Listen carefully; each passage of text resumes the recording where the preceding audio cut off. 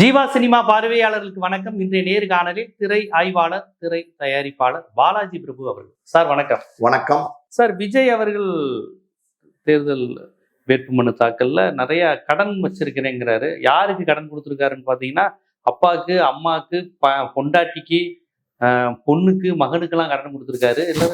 அது இந்த மாதிரி கடன்லாம் சொல்லும். பசங்க ரெண்டும் கல்யாணம் ஆகாத பசங்க, அதுக்கெல்லாம் கடன் கொடுத்துருக்கேன்னு கடன் காமிக்கிறாரு. இது என்னது இது அப்படின்னு தெரியல. டிரைவருடைய பையனுக்கு சீட்டு கொடுத்துருக்காருங்கிறாங்க. அவருடைய கேண்டிடேட்ல பல பேர் ரொம்ப வித்தியாசமான ஆட்களாக இருக்கிறாங்க. பொண்டாட்டி அடித்தவன், அம்மாவை அடித்தவன், கந்து வெட்டி கொடுத்தது, கஞ்சா கேஸ்ல மாட்டவன், ஜாதி வெறியண்டா அப்படின்னு சொன்னது, ஒரு மாதிரி வித்தியாசமான கேஸுகள்லாம் கேண்டிடேட்டா உள்ள இறங்கியிருக்கிறாங்க.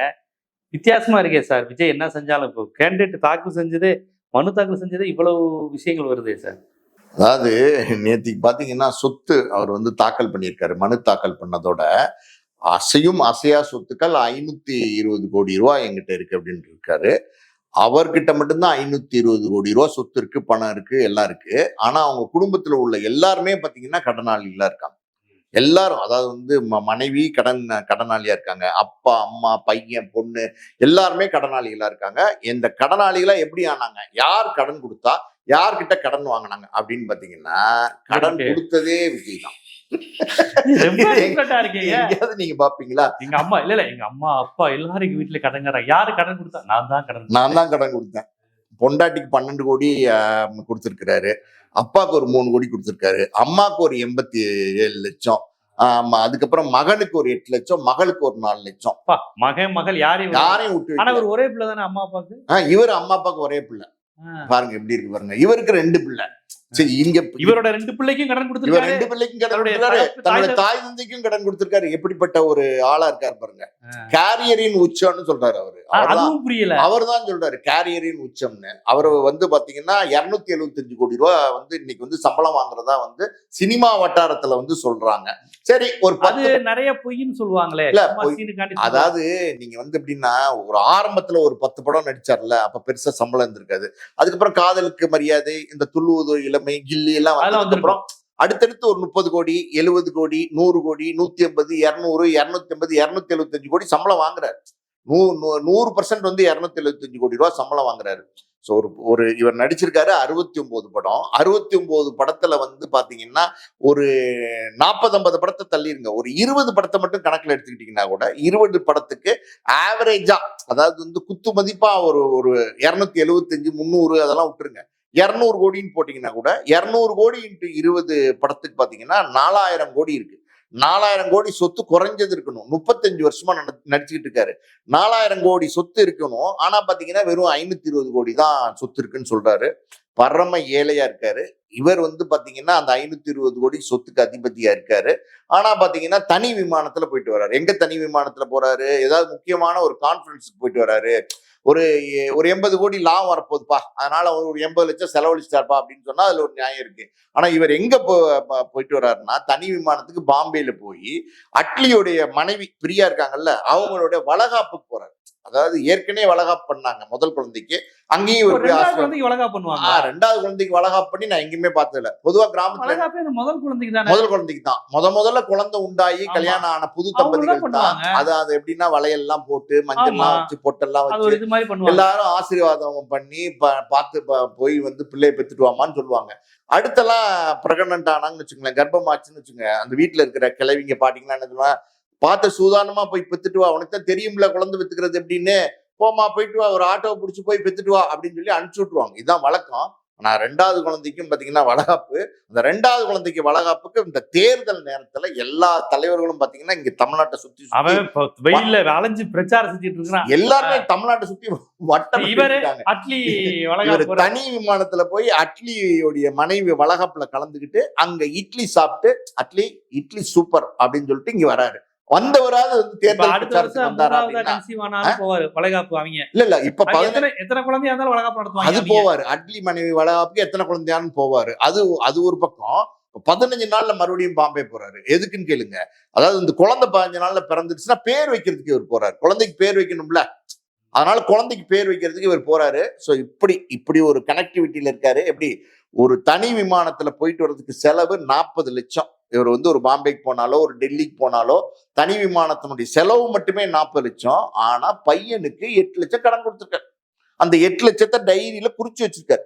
டேய் மகனே, நீ 8 லட்சம் எனக்கு காசு கொடுக்கணும். 8 லட்சத்தோட விடல, 8,46,332 ரூபா 50 பைசா அப்படிலாம் குறிச்சு வச்சிருக்காரு. அப்பா வந்து கரெக்டா இருக்காரு. ஏதோ அந்த சம்சாரம் அது மின்சாரத்துல விசு நோட் பண்ற மாதிரி. ஆமா, இல்ல அவர் அந்த ரகுவரன் வந்து கணக்கு பிரிச்சு கொடுப்பார்ல, அந்த மாதிரி பாத்தீங்கன்னா கரெக்டா இருக்கான கணக்குல மகளுக்கு கணக்கு 4 லட்சம்.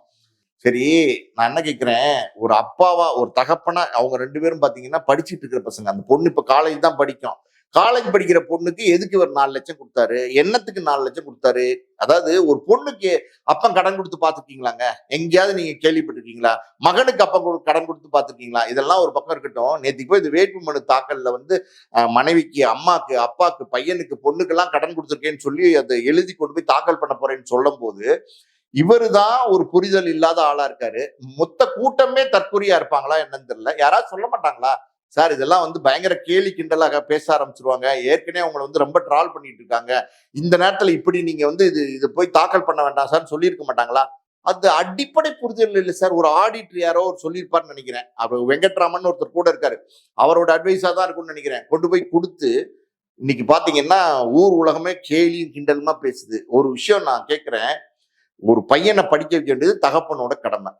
ஒண்ணுமே இல்ல, பால் வியாபாரம் பண்றவன், இளந்த பழம் பீச்ல விற்கிறவன், ஐஸ்கிரீம் வியாபாரம் பண்றவன், எல்லாருமே கோயம்பேடுல மூட்டை தூக்குறவன் கூட பாத்தீங்கன்னா கடனை உடனே வாங்கி கந்து என் பிள்ளைய நான் படிக்க வைக்கணும்னு எவன் கால்ல கீழ உளுந்து பாத்தீங்கன்னா இன்னைக்கு பிள்ளைங்களை வந்து இன்ஜினியரா படிக்க வைக்கிறான், டாக்டரா படிக்க வைக்கிறான். இப்படி வந்து கஷ்டப்பட்டு உண்மையான அப்பா பிள்ளைய வந்து தான் கஷ்டப்பட்டாலும் படிக்க வைக்கணும்னு நினைக்கிறேன். ஆனா இவர் சொகுசா வாழ்ந்துட்டு பிள்ளை கடன் கொடுத்துருக்காரு. வேர்வை சிந்தி நீங்க பாத்துருப்பீங்க, ரத்தத்தை சிந்தி வந்து கஷ்டப்பட்டு இன்னைக்கு படிக்க வைக்கிறாங்க. படிப்பு இன்னைக்கு அவ்வளவு முக்கியம்னு எல்லாரும் நம்ம பசங்க அடுத்த ஒரு தளத்துக்கு போகணும், பெரிய லெவல்ல சந்தோஷமா வாழணும். நம்ம கஷ்டப்படுறோம், நம்ம கஷ்டம் பிள்ளைங்களுக்கு இருக்க கூடாதுன்னு உழைச்சு வந்து ஒரு பிள்ளைங்களை படிக்க வைக்கிறான் பாத்தீங்களா? அதான் தகப்பனுடைய கடமை. மகனை என்ன பண்ணான்னு தெரியல, மகனுக்கு கடன் கொடுத்திருக்காரு, மகளுக்கு கடன் கொடுத்திருக்காரு. இதெல்லாம் வேடிக்கையா இருக்கு. இதெல்லாம் கூட பரவாயில்ல சார். 4 லட்சம் ரூபாய் ஒரு பொண்ணுக்கு செலவழிக்கிறது ஒரு பணமா சார்? இவருக்கு 4 லட்சம் ரூபாய் பணமே இல்ல sir, daily pocket money sir. இவருக்கு டெய்லி பாக்கெட் மணி 4 லட்சம் ரூபாய். இவர் எங்க போனாலும் வர தனி ஃபிளைட் செலவெல்லாம் பார்த்தா கதூர் கள்ளமிட்டாய் சாப்பிட செலவு. சரக்கு செலவு 4 லட்சம் சார் ஒரு நாளைக்கு. வெளிப்படையா சொல்லணும்னா சரக்கு செலவு 4 லட்சம். அந்த மாதிரி வந்து ஒரு சாதாரண பணத்தை வந்து எழுதி வச்சிருக்காரு. பெத்த குழந்தைக்கு 4 லட்சம் 5 லட்சம் எல்லாம் எழுதி வச்சிருக்காரு. இது ஒரு பணம். அப்பாக்கு வந்து கொடுத்திருக்காரு 3 கோடி. யாரு? அப்பாக்கு, பெத்த தகப்பனுக்கு 3 கோடி கடன் கொடுத்திருக்காரு, அதையும் எழுதி வச்சிருக்காரு. நான் ஒரு கேள்வி கேட்கிறேன், சந்திரசேகர் அவர் பாத்தீங்கன்னா பயங்கரமான ஹாலிவுட் ரேஞ்சுக்கு வந்து பிரமாதமா படங்கள் எடுக்கக்கூடிய டைரக்டர். நீங்க இந்த பென்ஹர் எல்லாம் பாத்துருக்கீங்கல்ல, டைட்டானிக் எல்லாம் பாத்துருக்கீங்களா? அந்த மாதிரி படங்கள் அவர் எடுத்த படங்கள்லாம் பாத்தீங்கன்னா ரசிகன், தேவா, நாளைய தீர்ப்பு, விஷ்ணு, அதுக்கப்புறம் பாத்தீங்கன்னா நம்ம சாட்சி, இந்த மாதிரி படங்கள்லாம் வந்து உலகத்தரம். அது அவ்வளவு குவாலிட்டி. ஒவ்வொரு படமும் காவியம் மாதிரி கொடுப்பார் சார். ஒரு படம் வந்துச்சுன்னு வச்சுக்கோங்க, ஆகா என்ன மாதிரி எடுத்துக்காரு, அடரடரா என்ன மாதிரி எடுத்துக்காரு, அடரா அப்படிங்கிற மாதிரி மூக்குல வர வைக்கிற மாதிரி படங்கள் எடுத்துக்காரு. 70 படம் வந்து டைரக்ட் பண்ணிருக்காரு. அதுல 40 படம் வந்து தயாரிப்பாளராகவும் இருந்திருக்காரு. அவரு வாங்கின சொத்தெல்லாம் எங்க போச்சு? ஏன் அவர் மகன்கிட்ட 3 கோடி கடன் வாங்குறாரு? இது ஒரு பக்கம். அவங்க அம்மா இருக்காங்கல்ல, அதாவது லதா மங்கேஷ்வர் கேள்விப்பட்டிருக்கீங்களா? அவங்க வந்து அப்புறம் உஷா உதுப் கேள்விப்பட்டிருக்கீங்களா? சித்ராம்மா, அப்புறம் ஜானகி அம்மா, இந்த மாதிரி வந்து ஒரு பெரிய சிங்கர் சார், பாப்புலர் சிங்கர். நிறைய பாடல் சின்ன வயசுல இருந்தே வந்து கச்சேரிகள் பாடியிருக்காங்க. சினிமாலேயும் நிறைய பாட்டெல்லாம் பாடியிருப்பாங்க. பாடியிருக்கிறது கேட்டிருக்கீங்களா இல்லையா? தொட்டப்பட்டா ரொட்ட மேல முட்டை போறட்டா, நீ தொட்டுக்கல தா தா தா பாடிருக்காங்கல்ல. அதே மாதிரி பாத்தீங்கன்னா ஒன்ஸ் மோர் படத்துல ஊர்மிளா அப்படின்னு ஒரு பாட்டு பாடிருக்காங்க. காதலா கண்ணிலே காதல், அதை கூட விடுங்க. இப்ப மலேசியா ஆடியோ ரிலீஸ் நடந்துச்சுல ஜனநாயகன் படத்துக்கு, அதுல பாடினாங்கல்ல, கோடம்பாக்கம் ஏரியா குத்து போட வாரியா குத்தாட்டம் என்னோட போட ரெடியா அடியேன்னு பாடினாங்கல்ல. ஒரு ஒரு ஒரு தரமான டேலண்டான சிங்கர்னு வச்சுக்கோங்களேன். அவங்க இத்தனை வருஷமா 35-40 வருஷமா அவங்க பாடி சம்பாரிச்ச காசு இங்க போச்சு. இது இல்லாம பாத்தீங்கன்னா இன்னிசை மலை, அப்புறம் நண்பா, அப்படி இப்படின்லாம் படம் நிறைய எடுப்பாங்க. அது சந்திரசேகர் எடுப்பார். வர்றதெல்லாம் எப்படியாவது வருமானம் அப்படி பண்ணணும்னு வரதெல்லாம் எடுப்பாருன்னு வச்சுக்கோங்களேன். அப்படி எடுத்த படத்துக்குலாம் நம்ம வந்து டைரக்ட்ல ஒரு 3 ரேப் சீன் அது இருக்குமே படத்துல. அது 3 இல்ல 4-5 இருக்கும். அந்த மாமியார் சோப் போடுற சீனு இதெல்லாம் வழக்கமா உள்ளதுதான். இந்த மாதிரி சீன்கள் தான் கதையே ஓடும். கதையே நகர்றதே அப்படிதான். ஓப்பனிங்கே அதான் வச்சுக்கோங்களேன். அந்த படத்துக்குலாம் அந்த இன்னிசை மலை அந்த நண்பா படத்துக்குலாம் இந்த அம்மா வந்து டைரக்டர் வேற. இந்த அம்மா வந்து பாத்தீங்கன்னா பயங்கர எக்ஸ்பீரியன்ஸ்டு புருஷன், பயங்கர எக்ஸ்பீரியன்ஸ், அம்மா எக்ஸ்பீரியன்ஸ். இவங்க சம்பாரிச்ச பணம் எல்லாம் எங்க போச்சு? ஏன் வந்து அம்மா போய் மகனே ஒரு 87 லட்சம் கடன் கொடு மகனே கேட்கிற அளவுக்கு அம்மா எங்க ரோட்ல நிக்கிறாங்களா? இது வந்து சார் இந்த உலகத்திலே இப்படி நடக்காது சார். இவர் வந்து 35 வருஷமா சினிமா துறையில இன்னைக்கு வந்து ஒரு டாப் ஸ்டார், இளைய தளபதியில இருந்து தளபதியா வந்து சினிமால இன்னைக்கு ஒரு பெரிய ஸ்டாரா இருக்காருன்னு வச்சுக்கோங்களேன். அதுக்கு பதில் இவர் மட்டும் ஒரு வேட்டி, ஒரு தலையில ஒரு துண்டை கட்டிட்டு கோயம்பேடு மார்க்கெட்ல கந்து வட்டி கொடுக்குற வியாபாரம் மட்டும் பண்ணியிருந்தான்னு வச்சுக்கோங்களேன், இந்த 35 வருஷத்துல 10,000 கோடி இவருக்கு சொத்து கையில இருக்கு. ஆமா, இப்படி அப்பாவுக்கும் பையனுக்கும் கொடுத்து எழுதி வைக்கிறது கந்துவட்டி தொழிலே கந்துவட்டி தொழிலே மேலு. இது இவர் என்ன சொல்லியிருக்காருன்னா, ஒரு ஸ்கூல் நடத்துறேன்னு சொல்லியிருக்காரு கரஸ்பாண்டா. அப்புறம் ஏதோ கன்ஸ்ட்ரக்ஷன் பிசினஸ் நடத்துறாரு. ஒரு பிசினஸை வந்து அவர் வந்து காமிக்கல. இன்கம் டாக்ஸ் இது நம்ம தேர்தல் ஆணையத்துல என்ன பிசினஸ் தெரியுமா உங்களுக்கு? மார்வாடி கடை வச்சிருக்காரு. குடுக்கல் வாங்கல் பண்ற மார்வாடி கடை வச்சிருக்காரு. சங்கீதா மனைவி, அவங்க மனைவி மேல கோவம், அதுக்காண்டி இப்படியா பழி தீர்த்துக்கிறது? 12 கோடி 60 லட்சம் மனைவி வந்து கடன் கொடுக்கணும். அவங்க வந்து விவாகரத்து வழக்கு கேட்டு போய் வந்து கோர்ட்டுக்கு போயிருக்காங்க. ஜீவனம்சம் வேணும்னு கேட்டுக்கிட்டு இருக்காங்க. ஒண்ணுமே கையில காசு இல்லைங்கிறாங்க. அவங்களுக்கு கடன் கொடுத்ததா ஒரு கணக்கு செட்டப் பண்ணி எழுதிட்டாரு. இப்ப இந்த 520 கோடி தாக்கல் பண்ணியிருக்காரு சார். இது வந்து கவர்மெண்ட் ரெக்கார்டு. இப்ப வந்து இந்த வேட்புமனுக்கு தாக்கல் பண்றது வந்து கவர்மெண்ட் ரெக்கார்டு. இப்ப நாளைக்கு அந்த அம்மா வந்து விவாகரத்து கேட்டிருக்காங்க, ஜீவனம்சம் கேட்டிருக்காங்க. நாளைக்கு கோர்ட்ல என்ன சொல்லுவார் தெரியுமா? எனக்கு தெரிஞ்சு ஊர் உலகத்துல என்ன பேசுறாங்க அப்படின்னா, விஜய் வந்து ஒரு 4000 5000 கோடி வச்சிருப்பாரு, ஒரு 7000 கோடி வச்சிருப்பாரு, அப்படி இப்படின்னா ஆளுக்கு ஒன்று பேசுறாங்கன்னு வச்சுக்கோங்களேன். இப்ப அந்த எதுக்கு அந்த பேச்சு வந்துச்சுன்னா, ஏப்பா இவ்வளவு காசு வச்சிருக்காரு, அவர் தானே கட்சி ஆரம்பிச்சிருக்காரு, 234 தொகுதிக்கும் வேட்பாளர் நிறுத்தி காசை இறக்க வேண்டியதானப்பா, 10 கோடி 20 கோடின்னு எல்லா வேட்பாளர் கொடுத்து கட்சியை ஜாம்னு நடத்த வேண்டியதானப்பா, தேர்தலை சந்திக்க வேண்டியதானப்பா, ஏப்பா அப்படி காசு இறக்க மாட்டேங்கிறாரு அப்படின்னு நிறைய பேர் வந்து பாத்தீங்கன்னா பேசிட்டு இருக்காங்க. ஆனா இப்பதான் உண்மை தெரியுது, அவர்கிட்ட அவ்வளவு பணம் எல்லாம் இல்ல, வெறும் 520 கோடி தான் அவர்கிட்ட இருக்கு. சோ இதை வந்து ரெக்கார்டா உச்சத்தை விட்டு வந்து அத சொல்லுங்க. கேரியரின் உச்சத்தை எப்படி, கேரியரின் உச்சம் அப்படின்னார்ல, உச்சத்துல இருக்கிற ஒரு நடிகர் வாங்குற சம்பளமா அது? ரஜினி 75 வயசுல 250 கோடி ரூபாய் சம்பளம் வாங்குறாரு இப்ப இந்த கமலஹாசனோட சேர்த்து நடிக்கிற படத்துக்கு. நீங்க அப்ப வந்து கேரியரின் உச்சம்னு சொல்றீங்களே, இந்த ஸ்ரீகாந்த், இந்த பரத், இந்த ஷாமு, இந்த ஜேஇ, இவங்கெல்லாம் வாங்குற சம்பளம் மாதிரி நீங்களும் வந்து வாங்கின மாதிரி ஒரு கணக்கு காட்டுறீங்களே, என்ன ஏமாத்து வேலை? யாரை ஏமாத்துறீங்க? இது இவ்வளவுதான் எங்கிட்ட சொத்து இருக்குன்னு ஜீவனம்சம் கேஸ்ல வந்து இதை ஆதாரமா காமிச்சு, இதுல வந்து ஒரு 100 கோடி என்னால தர முடியும், இல்ல ஒரு 50 கோடி என்னால தர முடியும், ஏமாத்துறதுக்கு மனைவிக்கு விபூதி அடிக்கணும்ல, மனைவிக்கு விபூதி அடிக்கிற வேலைதான். அதுல எப்படி 100 கோடி ஓகே கொடுத்துறோம்னு ஒத்துக்கிட்டாங்கன்னா, அதுல வந்து 12 கோடி 60 லட்சம் கடன் வாங்கியிருக்காங்க. அதை கழிச்சுக்கிட்டு 88 கோடி ரூபாய் வாங்கிட்டு போய் சொல்லுங்கன்னு சொல்லுவாருன்னு நினைக்கிறேன். இப்படி ஒரு ஆளை நம்ம பார்த்ததே இல்லை இந்த சொசைட்டில. நான் ஒரே ஒரு விஷயம் கேட்கிறேன், இந்த பையன் இந்த பொண்ணெல்லாம் இருக்காங்கல்ல, இந்த பையன் சிக்மான்னு ஒரு படம் டைரக்ட் பண்ணிட்டு இருக்காரு, அவரும் சினிமா துறையில தான் இருக்காரு. அவருக்கு ஒரு ஃப்ரெண்ட்ஸ் கேட்டாங்கன்னு வச்சுக்கோங்க, என்னடா அவங்க அப்பா கிட்ட வந்து 8 லட்சம் கடன் வாங்கியிருக்காமேடா, திருப்பி கொடுக்கலையாமேடா, நீங்க உங்க அப்பா வந்து தேர்தல் ஆணையத்துல வந்து மக்கள்கிட்டே சொல்லிட்டாரா, 8 லட்ச ரூபா சொல்லிட்டாரா, கொடுக்கவே இல்லையாமேடா நீ அந்த பணத்தை அப்படின்னு சொல்லி அந்த பையனை நக்கல் பண்ணி கிண்டல் பண்ணா, அந்த பசங்க எல்லாம் சொசைட்டில வாழ்றதா வேண்டாமா சார்? யாரை சார் பழி வாங்குறது? யாரை பழி வாங்குறது? அப்பாவை பழி வாங்குறது, அம்மாவை பழி வாங்குறது, பொண்டாட்டியை பழி வாங்குறது, பிள்ளையை பழி வாங்குறது, யாரை பழி வாங்குறது? யாரை ஏன் பழி வாங்கணும்? இப்ப தமிழ்நாட்டு மக்களை பழி வாங்க அரசியலுக்கு வேற.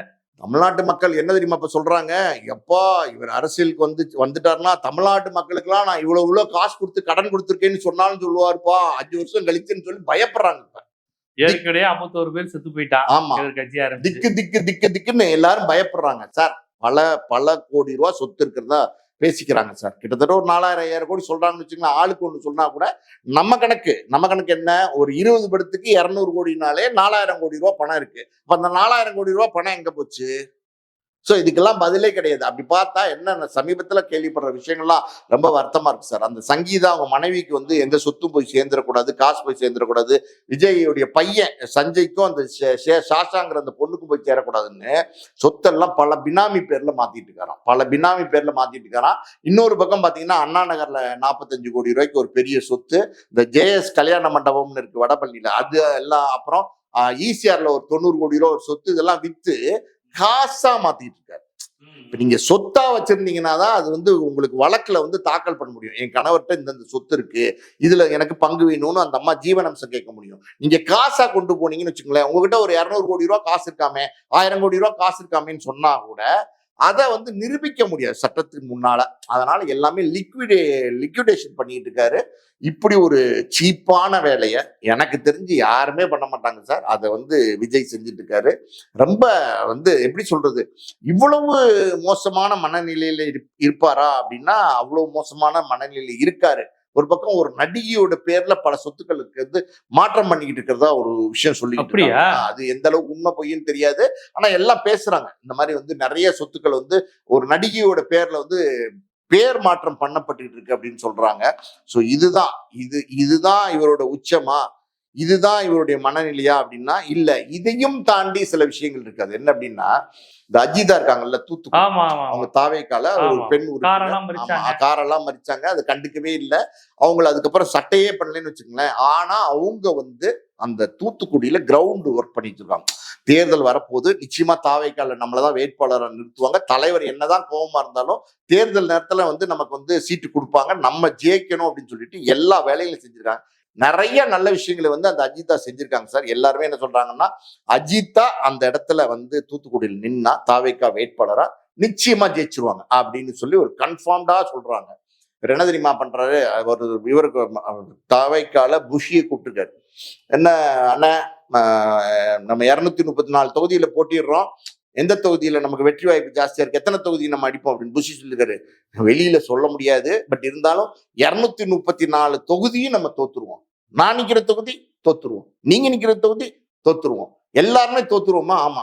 ஆனா ஒரே ஒருத்தரை கேண்டிடேட்டா நிறுத்துனா அந்த ஒரு தொகுதி மட்டும் நம்ம ஜெயிக்கிறதுக்கு வாய்ப்பு இருக்கு. யார் அது அப்படின்னு கேட்டிருக்காரு. அஜிதா. ஓ, அஜிதாவை கேண்டிடேட்டா நிறுத்தினா ஜெயிச்சிருவாங்களா அவங்க அப்படின்னு கேட்டிருக்காரு. ஆமா ஜெயிச்சிருவாங்க, அது ஒரு வாய்ப்பு இருக்கு அப்படின்னு சொல்லியிருக்காரு. அப்பனா நான் என்ன பண்றேன் பார் அப்படின்னு சொல்லிட்டு அந்த ஊருக்கு சம்பந்தமே இல்லாத ஒரு ஐயங்கார் பையன், இந்த படம் இந்த படம் வரும்ல அந்நியன்ல, ஐயங்கார் பையன், ஒரு ஐயங்கார் பையன், ஒரு ஃப்ரெண்டு ஸ்ரீநாத்.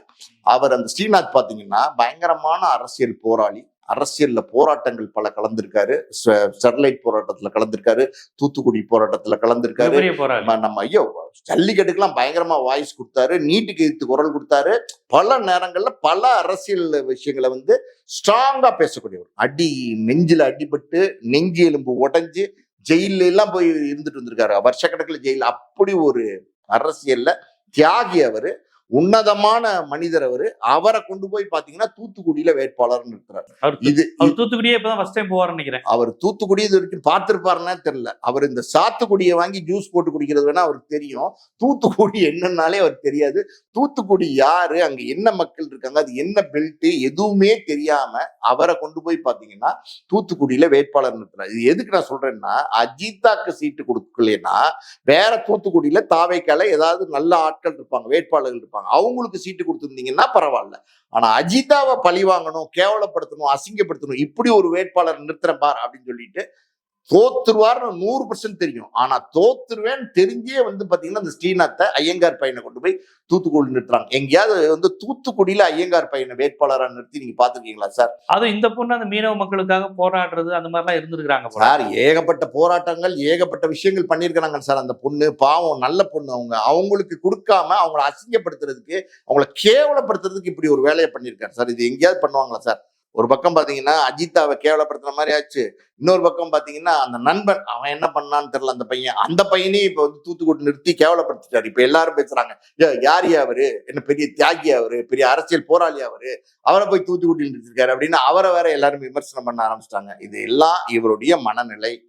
எந்த கட்சியும் கூட்டணி இல்லை, என்ன சொன்னாரு, எந்த கட்சியும் கூட்டணி இல்லை, 234 தொகுதியிலும் தனித்தே நிற்கும் தாவேக்கா அப்படின்னு சொன்னார்ல. ரெட்டியார்பட்டி, அதாவது நாங்குநேரியில வந்து இதுக்கு முன்னாடி எம்எல்ஏவா இருந்தவர், அவர் பேர் பாத்தீங்கன்னா நாராயணன். ஆமா, நாராயணன். அவரை கூப்பிட்டு வந்து பாத்தீங்கன்னா சீட்டு கொடுத்திருக்கிறாரு. அதே மாதிரி தூசி மோகன் ஒருத்தர் ஏடிஎம்கேல இருந்து வந்தவர், அவரை கூப்பிட்டு சீட்டு கொடுத்திருக்காரு. டிஎம்கேல இருந்து வந்தவங்களுக்கு சீட்டு, காங்கிரஸ்ல இருந்து வந்தவங்களுக்கு சீட்டு, பாஜகல இருந்து வந்தவங்களுக்கு சீட்டு, பாட்டாளி மக்கள் கட்சி, நாம் தமிழர் கட்சி, இன்னும் என்னென்ன கட்சி இருக்கு தமிழ்நாட்டுல, எத்தனை கட்சி இருக்கோ எல்லா என்னப்பா கட்சியிலும் உனக்கு சீட் இல்லையா உங்க கட்சியில? வாங்க வாங்க உள்ள வாங்க. அதாவது வந்து யாரு என்ன அவங்களுக்கு எல்லாம் சீட்டு கொடுத்திருக்காரு. இத்தனை கட்சி சீட்டு கொடுத்திருக்காரு. இவர் சொல்றாரு எந்த கட்சியும் கூட்டணி இல்லாம தனித்தே போட்டியிடுகிறது தாவேக்கான்னு மார்த்தொட்டி கொள்றாரு.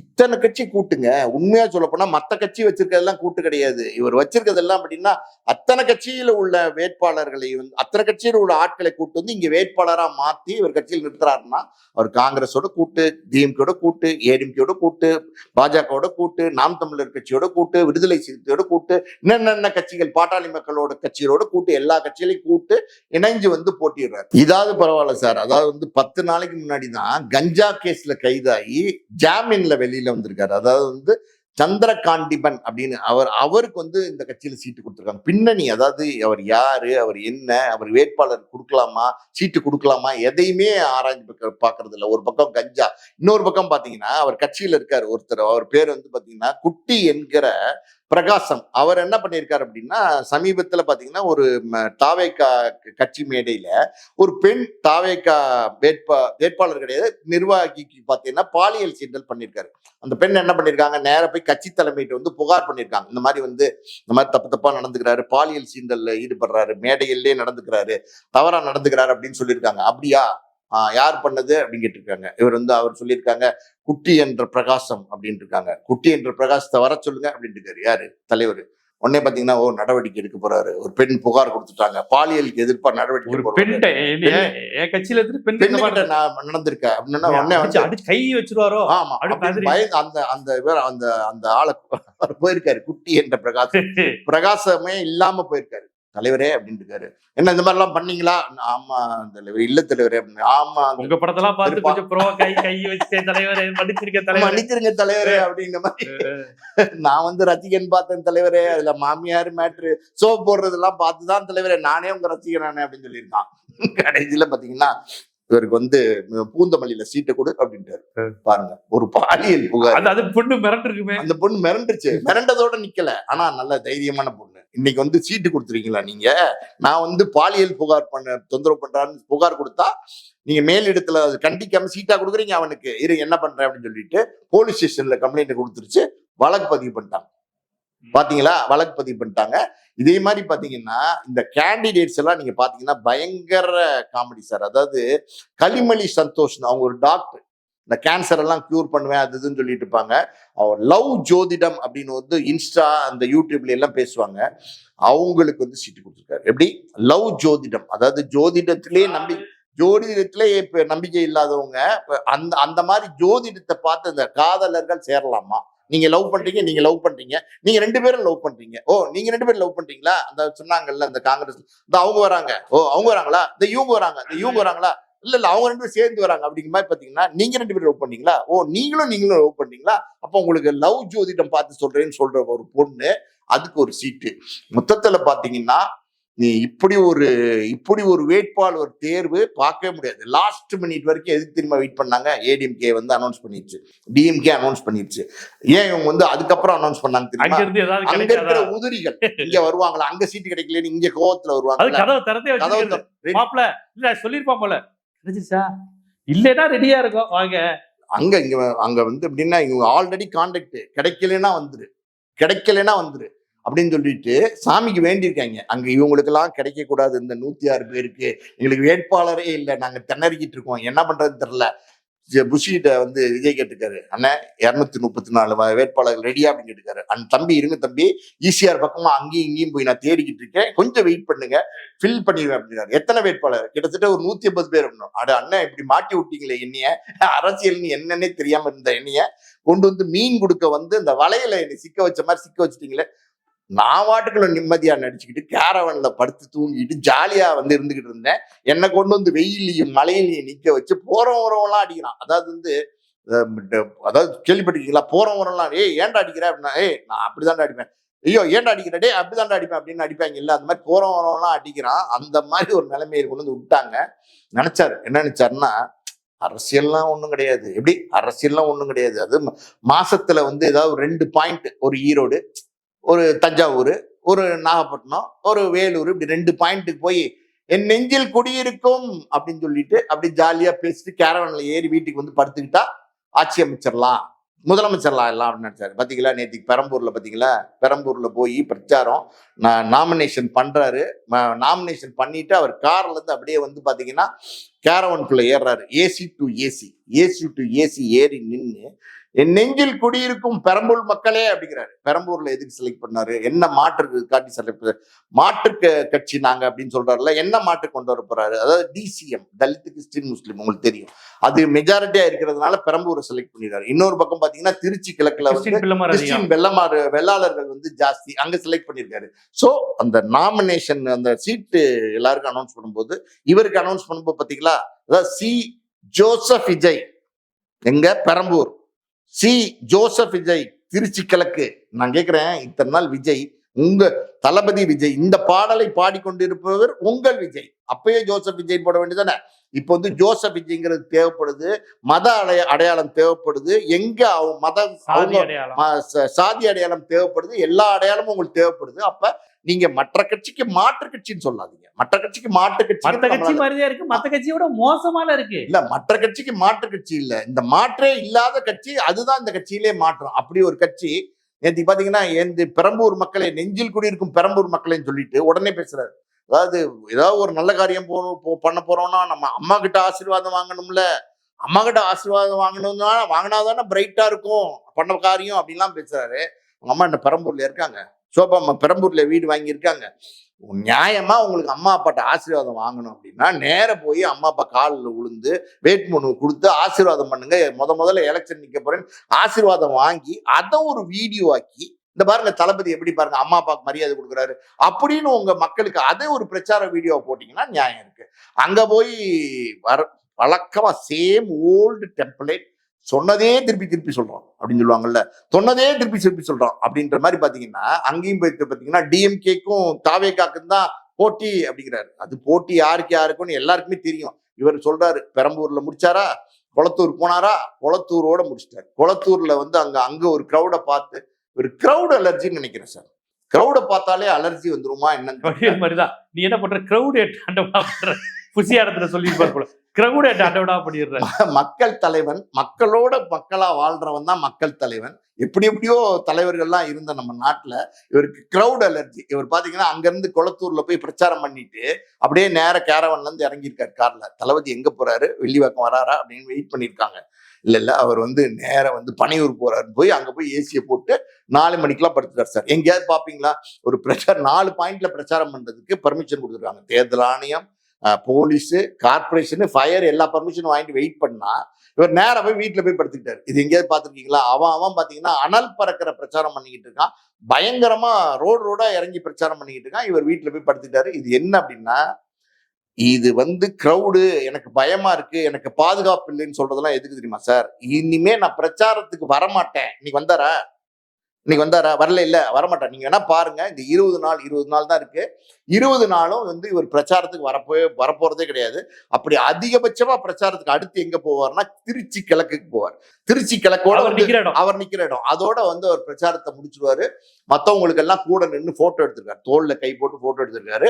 அதை வந்து கட் அவுட் மாதிரி வந்து எல்லா ஊர்லயும் வச்சு போஸ்ட் எல்லாம் ஒட்டி, போ பொழைச்சுக்க போ, நீ போ, நீ வந்த நீ வா, நீ போ. பெரியார், அம்பேத்கர், வேலுநாச்சியார் இவங்களுக்கு நினைவு பிறந்து வந்தாலே இவரு வீட்டுக்கு வச்சு ஓகேவா, இதுதானே பெரியாரு, கன்ஃபார்ம் தானே, ஓகே. நாளைக்கு யாரு, அஞ்சலை அம்மாளா போட்டோ, எப்படி அஞ்சலை அம்மாள் நினைவு நாள் செலுத்தினார், அது கூட வெளியே வரமாட்டாரு, சிலைக்கு இதுக்கெல்லாம் போட மாட்டாரு, வரமாட்டாரு. இவர் எதுக்கு வெளில வராரு?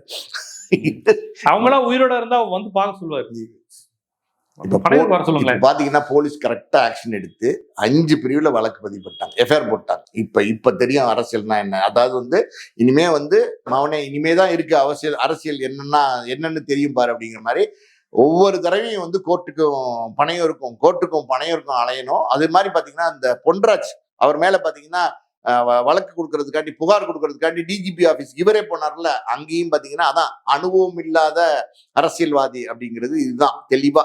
எப்படின்னா உங்ககிட்ட எத்தனையோ பேர் இருக்காங்க, எத்தனையோ நிர்வாகிகள் இருக்காங்க, மாவட்ட செயலாளர் இருக்காங்க, எல்லாரும் இருக்காங்க. அவங்க கிட்ட இந்த புகாரை கொடுத்தா டிஜிபி ஆபீஸ்ல கொடுக்க போறாரு. நீங்களே போய் கொடுத்தீங்களா? இப்ப புகார் கொடுத்தது யாரு? விஜய், உங்கள் விஜய், எங்கள் விஜய் அப்படின்னு சொல்லுவாங்க. அப்போ வந்து கோர்ட்டுக்கு வாங்க அப்படின்னு கொடுப்பாங்க. சார் கோர்ட்டுக்கு வாங்க சார், கோர்ட்டுக்கு வாங்க சார் கோர்ட்டு வீடு இப்போ ஒரு எஃப்ஐஆர் பதிவாயிருக்கு. பொன்ராஜ் கேஸ்ல பொன்ராஜ் மேல எஃப்ஐஆர் பதிவானா அதுக்கும் நீங்க போகணும். இப்படி கோர்ட்டு வீடும் அலக்கழிச்சாங்கன்னு வச்சுக்கோங்க, அப்ப தெரியும் இவருக்கு. இப்ப உங்க சங்கீதாலாம் இதுக்கு எதுவும் பதில் கொடுக்கலையா? இப்படி தன்னை கடன்காரின்னு உலகம் முழுக்க பொண்டாட்டிய கடன்காரின்னு சொல்லியிருக்காருன்னு கோவப்பட்டு பதில் கொடுக்கலையா? சார் அப்பா அம்மா மக எல்லாரும் எப்படின்னா, எப்பா நீ வெளியில எதுவும் பேச வேணாம், மான மரியாதையெல்லாம் அவர் வாங்கிட்டு இருக்காரு, இவர் நம்மளை கேவலப்படுத்திக்கிட்டு இருக்காரு அப்படின்னு சொல்லிட்டு அப்படியே கமுக்கமா இருக்காங்க. அதாவது சைலண்டா இருக்கிறதுன்னு சொல்லுவாங்கல்ல, அந்த மாதிரி கமுக்கமா இருக்காங்க. வெளியில வந்து பேசினா இன்னும் கேவலம். அதாவது அவர் தான் வெளிப்படையா வந்து தேர்தல் ஆணையத்துக்கிட்டே கொடுக்குறாரு, அப்பா கடன் வாங்கியிருக்காரு, அம்மா கடன் வாங்கியிருக்காங்க, எல்லாரும் கடன் வாங்கியிருக்காங்க. அப்படிங்கிற போது அவர் என்னதான் செய்ய முடியும்? நீங்க சொன்னீங்கல்ல ஆரம்பத்துல, அந்த டிரைவர் ராஜேந்திரனுடைய பையனுக்கு சீட்டு கொடுத்துருக்காரு, அது ஒரு உள்குத்து இருக்கு. அது தெரியுமா உங்களுக்கு? அந்த ஸ்கூல்ல யார் பினாமி, ஒரு ஸ்கூல் வச்சிருக்காருல்ல, அந்த ஸ்கூல்ல பினாமி யாருன்னா இவர் கரஸ்பாண்டன்ட், அந்த ராஜேந்திரன் ஒரு டைரக்டர். ஸோ அந்த பினாமி பல சொத்துக்கள் பினாமி சொத்துக்களா இருக்கு. இப்ப இந்த பினாமி ராஜேந்திரன் நீங்க கோவிச்சுக்கிட்டீங்கன்னா, அந்த ராஜேந்திரன் உங்ககிட்ட கோவிச்சுட்டு போனார்னா கிட்டத்தட்ட பல கோடி சொத்து இழப்பு வரும். அதனால ராஜேந்திரன் பையனுக்கு ஒரு சீட். பினாமி பையன் தான், பினாமி பையன் ராஜேந்திரன் வந்து அந்த பையனுக்கு சீட்டு கொடுக்கறதும் ஒரு பினாமிக்கு சீட்டு கொடுக்குற மாதிரி தான். ஜனநாயகனையே ரிலீஸ் பண்ண துப்பு இல்லை, ஒரு தேர்தலை வந்து சந்திக்கிறது துப்பு இல்லை. ஆனா அரசியல்ல சீஃப் மினிஸ்டர் ஆகி உட்காந்துடணும் ஒரு 2 வருஷத்துல, வெளியிலே வராம, வெளியிலே தலை கட்டாம. இப்படி ஒரு ஆளை நம்ம பார்த்ததே இல்லை. இவர் ஒரு வினோத பிறவி சார். அரசியல்ல பாத்தீங்கன்னா எம்ஜிஆர் தனிப்பிறவி, ஆமா, ரஜினிக்கு அதிசய பிறவி, இவரை வச்சு எடுத்தா வினோத பிறவி. உண்மையாதான் சார், பயங்கர வினோத பிறவியா இருக்காரு. எப்படிப்பட்ட மனநிலை இவருக்கு இருக்குன்னே தெரியல. எல்லாமே பாத்தீங்கன்னா சேடிஸ்ட் மனநிலையில இருக்காரு, சீரான மனநிலையில இல்ல. நம்ம வருத்தம் தான் தெரிவிக்க முடியும் இவருடைய அரசியல் நிலைப்பாடை பத்தி. பார்ப்போம். விஜயனுடைய ஒவ்வொரு செயல்பாடும் நீங்க சொல்ற மாதிரி வினோதமாவும் அதிசயமாவும் எல்லாரும் ஆச்சரியப்படுற வகையில இருக்கு. பொண்டாட்டி பிள்ளையில இருந்து அவர் டீல் பண்ற விதம், பொது வெளியில வச்சு என் பொண்டாட்டி அந்த அளவுக்கு ஒருத்தலன்னு சொன்னாரு பாருங்க, அவவே அசந்துட்டான். என்னதான் புருஷ பொண்டாட்டி பொது வெளியில ஒருத்து இல்லடா சொல்லுவாங்க. பொன்ராஜ் மேல கம்ப்ளைண்ட் பண்றதுக்கு டிஜிபி ஆபீஸ் போறீங்கல்ல, உங்க பொண்டாட்டிய வந்து கேவலமா பேசுறாங்களே சோசியல் மீடியா, அவங்கள கண்டிச்சீங்களா? இதுவரையும் கண்டிக்கல. அந்த அண்ணா தங்கச்சியாவா இருப்போம், அக்காவா இருப்போம், பொண்டாட்டியாவா இருப்போம்னு சொன்னக்கு அந்த உங்க கட்சி உறுப்பினர் தானே, அந்த பெண்ணை நீங்க கண்டிச்சீங்களா? எதையுமே பண்ணல. இது எதுக்கு போறீங்க அங்க? பாப்போம். விஜயோட இந்த நடவடிக்கைகள் இன்னும் போக 23 நாள்ல என்ன மாதிரி செய்தியெல்லாம் கிடைக்க போகுதுன்னு தெரியல. முதல் நாளே இவ்வளவு ஒரு செய்தி வெளியே வந்தா இவ்வளவு காமெடி கிளிப் வெளியே வருது. இன்னும் 22 நாள் தான் இருக்கு எலெக்ஷனுக்கு. எனக்கு தெரிஞ்சு பாத்தீங்கன்னா 2 தொகுதி பிரச்சாரம் பண்ணுவார்னு நேத்து வரைக்கும் சொன்னாங்க. 2 தொகுதி கிடையாது. 2 தொகுதி பிரச்சாரம் பண்ணா கூட 20 நாள்ல 40 தொகுதி தான் பிரச்சாரம் பண்ண முடியும். அது நடக்கிறதுக்கு வாய்ப்பு இல்லை. இவர் போட்டியிட 2 தொகுதி பண்ணுவாருன்னு நினைக்கிறேன். இவர் போட்டியிட 2 தொகுதிக்கு அன்னைக்கு பெரம்பூர் முடிச்சிட்டாரு, பிரச்சாரம் முடிஞ்சு. ஒரு தொகுதி தான், இன்னும் ஒரு தொகுதி இருக்கு. இவர் போட்டார்ல வேட்பு மனு முசிட்டு சொல்லிட்டு இருப்பாரு, அண்ணா சொன்னா கேட்டா 2 தொகுதியில வேற போட்டு விட்டு திருச்சி கிழக்கு வேற போன போலயே எல்லாம் கூடி வந்துடுறாங்களே, நமக்கு தான் வந்து கிரௌட் போபியா இருக்கே. உங்களை திருச்சி வரையும் இட்டாந்து போகணுமா? பெரம்பூர்னாவது பரவாயில்ல, கொஞ்சம் அங்க டிராபிக் இருக்காது. திருச்சினா விழுப்புரம் தாண்டி போகணுமே. ஐயோ, இருந்தாலும் பேர ஆதவர்ஜினா பேச, உனக்கு என்ன பிரச்சனை, ஏதாவது பேசிட்டு போக, நான் தானே இட்டாந்து. அதாவது புஷிக்கு வந்து அந்த கடலூர்ல சீட்டு கொடுத்துருந்தா அந்த பாண்டிச்சேரி செல்வாக்குல ஒரு ஜெயிக்க மாட்டாரு, டெபாசிட்டாவது வாங்கியிருக்கிறதுக்கு வாய்ப்பு இருக்கு. எவருக்கு ஒன்றும் டி நகர்ல போட்டு எய்தாப்புல நிக்கிறது சத்யா, அந்த பழைய மினிஸ்டர் அன்பழகன் பையன், இவங்க எல்லாம் நிக்கிறாங்க. என்ன ஆகும் புஷியோட கதை? ஆதவர்ஜினா வெள்ளிவாக்கம். நேத்துதான் நம்ம தலைவர் புதிய சகாப்தம் படைப்பாருக்கு, அது பயங்கரமா உளர ஆரம்பிச்சாரு. இந்த உளறல் எங்கெங்க நடக்குதோ அங்கங்க வந்து உயிர் பலி ஏற்படுது. கரூர்ல உளர்னா தெரியுமா, 10 ரூபாய்க்கு பாட்டில் 10 ரூபா அப்படின்னாருல, 41 பேர் போயிட்டான். அதனால நேற்றுக்கு இவரே வந்து என்னன்னா தாதுன்னு புஷி ஆதவர்ஜுன் எல்லாம் பேசியிருக்காங்க. தலைவர் உளர ஆரம்பிச்சிட்டாரு, கப்புன்னு உள்ள இறக்கு. அது எப்படின்னா அந்த படி ஏறி போற படி கிடையாது, அது வந்து லிப்ட், அப்படியே செர்ன்னு ஏறும், அட்ஜஸ்ட் பண்ணி நிக்கும். படி இறக்கு. அவர் பேசிட்டே இருக்காருங்க, தலைவர் பேசிட்டு இருக்காருங்க. பேசினா பரவாயில்ல, நெஞ்சில் குடியிருக்கும் அப்படின்னு சொல்லி அந்த மியூசிக்கை போட்டு தலைவரை இறக்கு அப்படின்னு இறக்கியிருக்காங்க. என்ன இறக்கிட்டீங்க, பாதியிலே பேச வேண்டாமா அப்படின்னு கேட்டுக்காரு. நீங்க பேசுனதெல்லாம் போதும், இன்னும் வந்து எப்படி சொல்றது, எல்லாம் வெளிச்சத்துக்கு வந்துடும் போல, வாங்க போலாம் அப்படின்னு. எங்க அப்படின்னு, பனையூருக்கு போயிடுவோம் அப்படின்னு சொன்னா பனையூர் போயிட்டாரு. பம்மல் கே சம்பவத்துல சிவன் வேஷம் போட்டு கமல் பேசிட்டு இருப்பாப்ல. பம்மல் கே சம்பந்தம் இல்ல பப்ளிக் அப்படின்னா டிபி கஜேந்திரன் சம்பந்தம் அநியாயம் பண்றிய சம்பந்தம் பண்ணி அது மாதிரி இவரை பாடாப்படுத்தி அதே மாதிரி இவர் வந்து சம்பந்தம் எல்லாம் பண்ணிட்டு இருக்கிறார். பார்ப்போம் இன்னும் என்னெல்லாம் நடக்க போகுது அப்படிங்கறத பார்ப்போம். தேர்தல்னா பரபரப்பா இருக்கணும். இவங்க காமெடி காட்சி இல்ல, அதாவது வந்து இன்னும் 20 நாளைக்கு குறிச்சு வச்சுக்கோங்க.